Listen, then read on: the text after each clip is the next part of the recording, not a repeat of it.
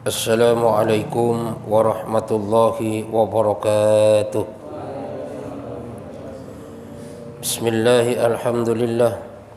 Wala hawla wala quwata illa billahil aliyyil azim. Ashhadu an la ilaha illallah wahdahu la syarika lah.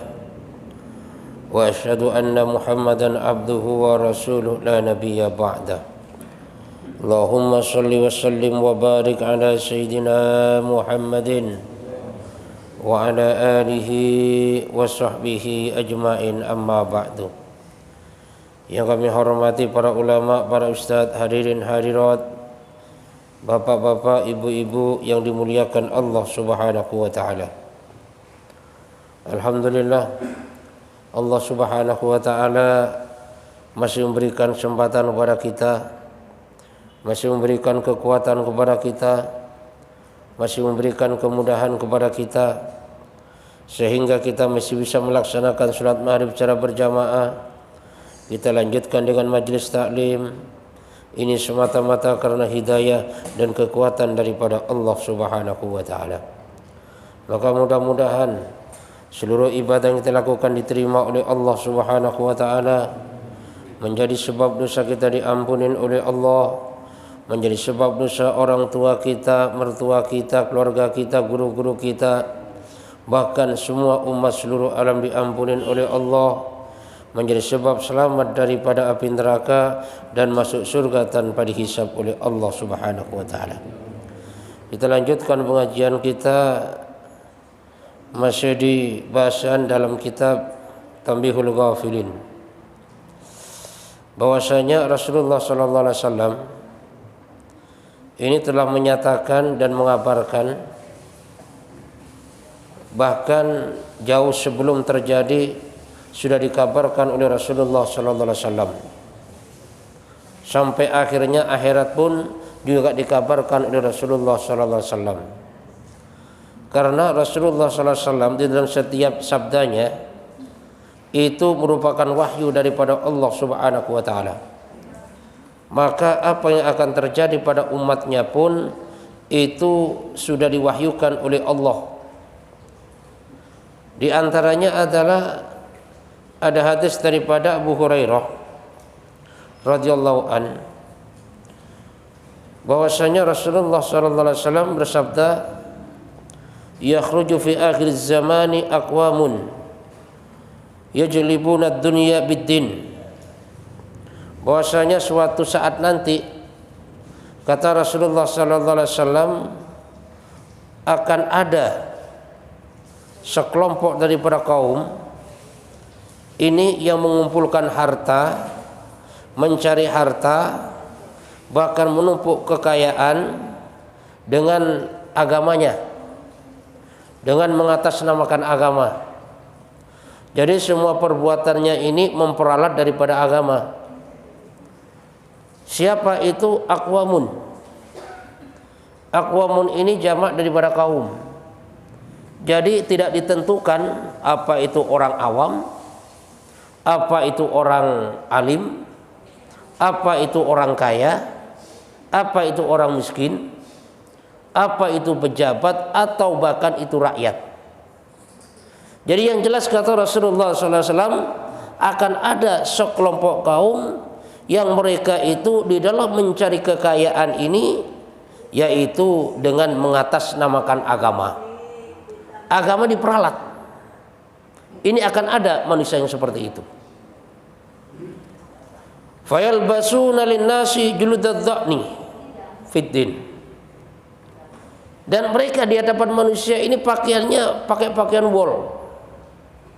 Pakaian wol itu kalau zaman dulu kan pakaian mahal, Pak. Kalau bahasa lainnya adalah pakaiannya berpakaian mewah. Pokoknya pakaiannya serba keren, harganya mahal-mahal dan bermerek. Ini akan ada kaum seperti itu. Al-sinatuhum ahla minas sukar, di mana lisan mereka, pembicaraan mereka, ucapan mereka itu lebih manis daripada gula. Pokoknya kalau sudah ngomong, semua orang tertunduk. Kalau sudah ngomong, semua orang terpesona. Kalau sudah ngomong, hati siapapun akan tertarik. Karena pembicaraannya ini lebih manis daripada gula. Coba bayangkan, lebih manis daripada gula. Itu kan manis banget. Bibirnya manis banget tuh. Wa qulubuhum qulubud dhi'ab. Tetapi hati mereka ini yaitu hatinya hati serigala. Yang namanya serigala kan buas. Itu serigala. Serigala selalu cari mangsa. Jadi akan ada kaum yang seperti ini, di mana mulutnya manis, lebih manis daripada gula, tapi hatinya serigala. Ya kalau bahasa kita mah serigala berbulu domba lah ya. Ya pura-pura manis, pura-pura ngerayu, tapi pada dasarnya nanti nyekek. Itulah serigala berbulu domba. Jadi akan datang suatu saat kaum yang seperti ini. Lalu siapa mereka kita nggak tahu, dan kita nggak boleh istilahnya mengklaim oh dia kan, jangan, nggak boleh kita itu. Kenapa? Karena itu adalah rahasia masing-masing. Yang jelas apa yang disampaikan oleh Rasulullah SAW, suatu saat akan ada kaum yang mencari dunia ini dengan memperalat agama. Padahal dia nggak suka pada agama, dia benci pada agama, tapi memperalat agama untuk kepentingan dunia. Dia sholat mah enggak, dia puasa mah enggak, tapi untuk mendapatkan dunia ini memperalat daripada agama dan mengatasnamakan agama. Jadi mulutnya manis, lebih manis daripada gula, tapi hatinya ini seperti hati serigala. Ya, makanya orang yang semacam ini besok mendapat ancaman daripada Allah Subhanahu wa taala. Bahkan kalau Allah Subhanahu wa taala sudah memberikan azab kepada mereka ini, kepada orang-orang yang sifatnya seperti itu, memberikan fitnah dan bencana, ini bencana sangat dahsyat sekali. Bahkan kadang-kadang fitnah yang dia alamin ini dia sendiri nggak sadar, dengan cara dibuka aibnya oleh Allah. Bagaimana Allah cara membuka aib? Gampang. Karena pada dasarnya lisan seseorang itu yang kendalikan adalah Allah. Walaupun orangnya pintar, orangnya hebat, bisa juga Pak omongannya itu keseliu. Walaupun misalnya sudah dikonsep, bahkan baca sekalipun, bisa jadi karena Allah Subhanahu wa taala ingin membuka aibnya, Allah Subhanahu wa taala untuk menunjukkan kepada umat siapa dia yang sebenarnya, boleh jadi lesannya kepleset.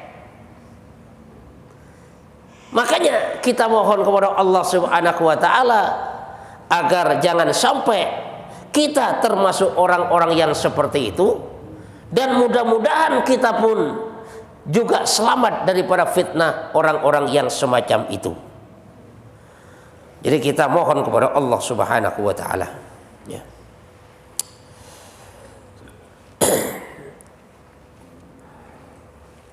Wa rawa Waqi' an Sufyan an Habib an Abi Saleh qala jaa rajulun ila Nabi sallallahu alaihi wasallam faqala ya Rasulullah inni a'malul amala fasirruhu fayadla'u alaihi fayu'jibuni zalika alifihi ajrun qala laka fihi ajru sirri wa ajrul alaniyah. Bahwasanya Rasulullah sallallahu alaihi wasallam bersabda bahwasanya dulu pernah ada seorang laki-laki yang datang kepada Rasul. Maka laki-laki bertanya kepada Rasul, "Ya Rasulullah, sesungguhnya saya ini suka beramal, dan di saat saya beramal maka saya selalu merahasiakan daripada amalan saya supaya orang nggak tahu." Tapi di saat saya mengetahui daripada amalan saya itu dibicarakan orang ya Rasul, maka fayujibuni zalik, saya suka ya Rasul. Ya. Jadi saya beramal, sudah berusaha saya supaya orang nggak tahu. Tapi ternyata amalan saya diketahui orang. Di saat orang tahu amalan saya, maka saya senang ya Rasul. Nah, kalau sudah kondisinya seperti itu, apakah saya mendapat pahala ya Rasul? Itu pertanyaan daripada sahabat Rasulullah Sallallahu Alaihi Wasallam, ya, tentang amalan yang sudah dirahasiakan, tapi ternyata orang masih tahu juga, sehingga dia senang. Karena yang namanya manusia ini, Pak, ini kan condong pujian, Pak. Dan itu wajar, manusiawi. Lalu apa jawab Rasulullah Sallallahu Alaihi Wasallam? Falahu laka fihi ajru sirri wa ajrul alaniyah. Bagimu adalah pahala amal secara rahasia, juga mendapatkan pahala daripada amal yang terang-terangan, artinya yang diketahui oleh manusia. Qala al-faqih rahimahullah, al-faqih Abu Samarqandi mengatakan maknahu annahu yatlau ala amalihi wa yaktadi bihi falahu ajrani, ajru li amalihi wa ajru lil iktida'i bihi. Maknanya artinya adalah bahwasanya di saat seseorang ini menampakkan daripada amalannya dan kemudian ada yang ngikutin. Lah di sini Pak pentingnya, kalau amal baik ini kita tampakkan di depan orang nggak apa-apa, silakan. Dan juga diikutin oleh orang, maka ini mendapat dua pahala. Ya. Jadi kalau kita amal terang-terangan, beramal terang, ada yang ikut tuh, maka dapat dua pahala. Pahala apa? Yang pertama pahala amalannya dia itu, dan yang kedua pahala amalan karena diikuti oleh manusia. Dua pahala diberikan oleh Allah Subhanahu wa taala. Makanya di saat kita beramal, kita nggak usah takut riya. Wah, nanti saya riya. Kenapa? Karena kalau kita takut riya, Pak, sehingga kita mengamalkan segala sesuatu ini terus sembunyi-sembunyi, nggak pernah kita tampakkan. Padahal dengan kita menampakkan daripada amalan kita, pada dasarnya itu adalah suatu syiar. Lah kalau sudah syiar, nanti orang kan ikut. Dengan ikutnya orang ini berarti kita dapat dua pahala. Yang pertama pahala karena amalan kita, dan yang kedua karena diikutin oleh orang tadi. Jadi karena kalau kita takut nggak ikhlas, maka itulah nggak ikhlas. Ya. Takut riya, disitulah kita riya. Kan? Makanya di saat kita beramal kebaikan, tampakkan supaya syiar. Sekarang yang terjadi, kalau orang berbuat baik ini kan disembunyikan supaya orang nggak tahu. Sedangkan perbuatan buruk itu terang-terangan, Pak. Maksiat udah terang-terangan. Makanya wajar kalau umat zaman sekarang ini lebih mencontoh kemaksiatan daripada kebaikan. Kenapa? Karena yang tampak sekarang di depan umat itu yaitu amalan maksiat. Sedangkan amalan kebaikan itu kan banyak disembunyikan. Sehingga umat ini banyak yang tidak tahu. Ya.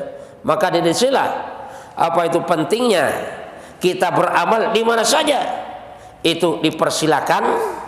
Kalau kita beramal nanti ada orang yang ikut, maka disitulah mendapat dua pahala daripada Allah Subhanahu wa taala. Kama qala Nabi sallallahu alaihi wasallam, sebagaimana sabda Rasulullah sallallahu alaihi wasallam, man sanna sunnatan hasanatan falahu ajruha wa ajru man amila biha ila yaumil qiyamah wa man sanna sunnatan sayyi'atan fa alaihi wizruha wa wizru man amila biha ila yaumil qiyamah. Bahwasanya Rasulullah sallallahu alaihi wasallam bersabda, Barang siapa yang mengamalkan amalan baik, melaksanakan pekerjaan yang baik, ibadah kepada Allah, maka orang yang semacam ini akan mendapat pahala dan akan mendapat pahala daripada orang yang mengikutinya sampai hari kiamat. Maka inilah pentingnya kita syiar, ya, memberi contoh kepada umat, karena pahalanya ngalir. Contoh gini, misalnya setiap sebelum adzan berkumandang kita sudah berangkat ke masjid. Tiba-tiba di situ orang lihat, wah, bapak ini rajin banget ya. Dia masih muda sudah rajin ke masjid. Sedangkan saya yang bau tanah masih angot-angotan. Tiba-tiba tergerak itu hatinya, sehingga niru ikut ke masjid sebelum adzan berkumandang. Maka pahala daripada orang yang ikut ini mengalir kepada dia. Dan ini juga pentingnya daripada kita mengajak, kita dakwah, kita mengajak orang taat kepada Allah. Kenapa? Karena yang kita ajak nanti pahalanya ngalir, yang kita ajak. Tapi di saat kita nggak pernah mengajak, kita menyembunyikan daripada amalan kita, suatu saat kalau kita sudah meninggal dunia, maka amalan kita terputus. Jadi sudah nggak ada lagi yang ngalir. Makanya Pak, kalau kita mau ngajak, kita mau dakwah, amalan kita akan mengalir sampai hari kiamat. Bahkan ada ulama mengatakan gini, besok pada hari kiamat, jadi orang yang biasa ngajak ini bingung lihat catatannya. Dilihatnya, saya gak pernah haji, kenapa kok ada pahala haji 50 kali? Saya gak hafal Quran, kenapa ada pahala hafal Quran? Saya gak pernah sedekah sebesar ini, kenapa ada pahala sebesar ini? Jangan-jangan keliru ini malaikat. Maka karena malaikat ini nggak keliru, memang punyamu nih. Dulu pernah kamu ngajak orang, gara-gara kamu ajak orang ini tobat. Lah tobatnya orang ini mengalir pahalanya kepadamu. Dia ngajak orang, ngalir kepadamu. Bahkan yang diajak itu sampai ada yang haji 50 orang, ngalir kepadamu. Ada yang hafal Quran, ngalir kepadamu. Ada yang sedekah banyak, ngalir kepadamu. Pendek kata, semua catatan amalmu, walaupun gak pernah kamu laksanakan sebanyak ini adalah milikmu. Kenapa? Karena dapat kiriman daripada orang-orang yang dulu mengikuti daripada amalanmu. Dan sedangkan kalau seseorang ini beramal keburukan dan diikutin oleh orang lain, maka dia berdosa dan mendapatkan dosa daripada orang yang ngikutin. Inilah Pak, pentingnya kalau kita berbuat buruk Pak, misalnya, mendingan jangan sampai orang tahu. Kenapa? Karena kalau sampai diikutin oleh orang, sudah kita berdosa. Nanti dosa orang yang ngikutin itu juga akan ngalir kepada kita. Misalnya kita berbuat satu dosa, ada satu orang yang lihat, maka orang yang lihat ini ngikutin, dosanya ngalir. Terus satu orang yang ngikutin tadi diikutin oleh 1000 orang, dosanya pun ngalir. 1000 orang ini diikutin oleh 10.000 orang, ngalir semuanya. Ini kalau perbuatan buruk. Makanya kita usahakan kalau yang namanya perbuatan buruk itu jangan sampai orang lain tahu, biar Allah yang tahu. Sehingga apa? Sehingga seandainya kita meninggal dunia, putus itu dosanya, udah nggak mengalir lagi. Kenapa? Karena kagak ada yang ngikutin. Tapi kalau perbuatan baik, kita usahakan bagaimana semua orang ini mengikuti daripada perbuatan baik kita. Ya, kenapa kita menjadi contoh? kita contohkan, sehingga nanti orang yang mencontoh daripada amalan kita semuanya pahalanya akan mengalir kepada kita tanpa mengurangi pahala daripada orang yang mengamalkan itu.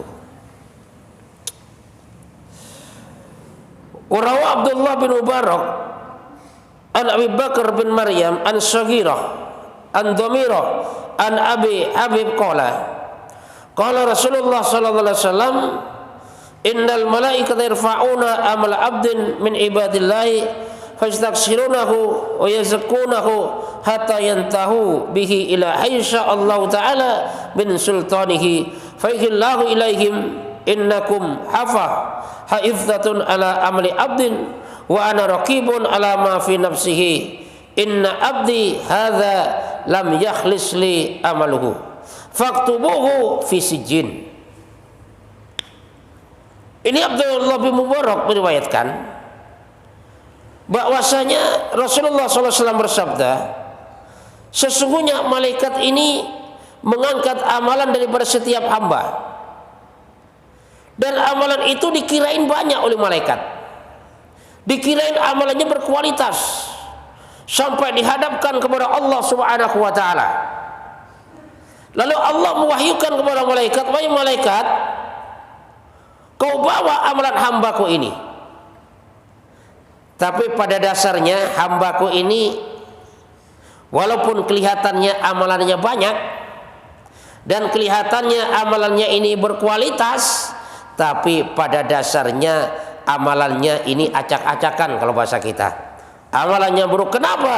Karena di dalam amalannya ini tidak ikhlas karena aku, kata Allah.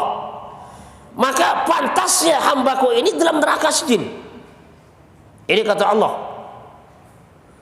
Jadi malaikat melihat, wah ini bagus banget, amalan banyak banget amalannya. Tapi malaikat nggak tahu kualitas daripada amalan, keikhlasan seseorang. Artinya apa? Artinya ikhlas ini adalah urusan Allah. Malaikat pun nggak tahu orang ikhlas atau nggak ikhlas.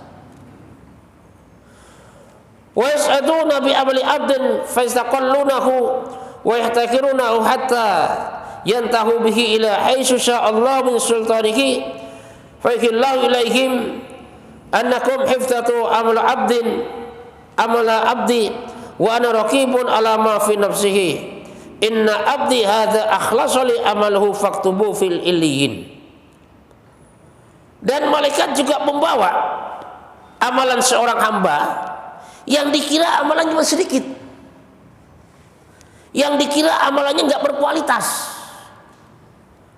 tapi setelah dihadapkan kepada Allah Subhanahu wa taala, makanya kata Allah Subhanahu wa taala, kau telah membawa amalan hambaku, dan amalan hambaku ini adalah amalan yang sangat bagus dan berkualitas. Kenapa? Karena dia beramal semata-mata karena aku, maka pantaslah dia kalau dimasukkan di dalam surga Illiyin. Ini berarti peran daripada ikhlas ini sangat luar biasa. Ya, dikira banyak, berkualitas, tapi ternyata rendah nilainya. Dikira biasa-biasa saja, sedikit dan nggak berkualitas, tapi ternyata berkualitas di hadapan Allah Subhanahu wa taala. Dan ini tergantung bagaimana dalam amalannya, ikhlas atau tidak ikhlas. Fa bihadzal khabar dalilun ala anna qalilal amali idza kana wajhillahi ta'ala khairun minal kasiri li ghairi wajhillahi ta'ala. Dan hadis tadi menunjukkan bahwasanya amalan yang sedikit yang dilaksanakan semata-mata karena Allah Subhanahu wa taala itu lebih baik daripada amalan banyak tetapi dilaksanakan bukan karena Allah. Li'annal qalila idza kana lillahi ta'ala fa innallaha yudha'ifuhu bi fadlihi. Karena amalan yang sedikit kalau semata-mata melaksanakan karena Allah Subhanahu wa taala, maka amalan itu akan dilipat gandakan oleh Allah Subhanahu wa taala. Ya. Jadi di sini maksudnya adalah amalan sedikit itu ikhlas lebih baik daripada amalan banyak yang tidak ikhlas. Ya. Tapi harapan kita, Pak, kita berusaha bagaimana amalan banyak yang ikhlas. Jadi lebih baik amalan banyak tapi ikhlas daripada sudah sedikit nggak ikhlas. Ya. Jadi kita berusaha. Makanya kita berusaha selalu istiqomah. Kenapa? Karena sifat istiqomah inilah yang akan membantu kita untuk mempunyai daripada yang namanya sifat ikhlas. Di saat seseorang ini nggak punya sifat istiqomah, jangan harap bisa ikhlas dalam beramal. Karena ikhlas ini akan tumbuh daripada yang namanya sifat istiqomah. Dan istiqomah ini merupakan hadiah daripada Allah Subhanahu wa taala. Sehingga kalau orang istiqomah ini, Pak, ya, dalam keadaan apapun tetap dia jalan. Orang-orang yang enggak terkesan dengan suasana dan keadaan, bahkan rela korban. Tapi kalau orang yang enggak istiqomah ini, ya memang mudah terkesan. Ya, kadang-kadang anak nangis kagak jadi sholat. Ya. Cucu nangis nggak ke masjid. Kadang-kadang gara-gara dagang ninggalin sholat. Ini tanda-tanda orang nggak istiqomah. Jika seseorang sudah nggak istiqomah dalam sholatnya, maka jangan harap orang ini akan diberikan sifat ikhlas oleh Allah Subhanahu wa taala. Ya. Makanya di sini Allah Subhanahu wa taala berfirman, wa in taqwa hasanatan yudha'ifha wa yu'ti min ladunhu ajran azima, bahwasanya barang siapa yang beramal kebaikan walaupun itu sedikit tapi dilaksanakan dengan ikhlas semata-mata karena Allah, maka Allah Subhanahu wa taala akan memberikan pahala yang besar. Ya. Karena ini hak Allah. Ya. Ini merupakan janji Allah akan dilipat gandakan oleh Allah Subhanahu wa taala. Berapa kali lipat itu terserah Allah Subhanahu wa taala. Wa amal katsir idza lam yakun wajhillahi taala fala sawabalahu wa ma'wahu jahannam. Dan barang siapa yang beramal banyak amalannya, tapi bukan karena Allah, karena yang lain, maka amalan yang semacam ini tidak akan mendapat pahala daripada Allah, dan besok di akhirat akan dikembalikan ke dalam neraka jahanam oleh Allah Subhanahu wa taala. Nauzubillah min dzalik. Ya. Jadi artinya di sini amal banyak enggak ikhlas, lebih baik amal sedikit yang ikhlas. Ya.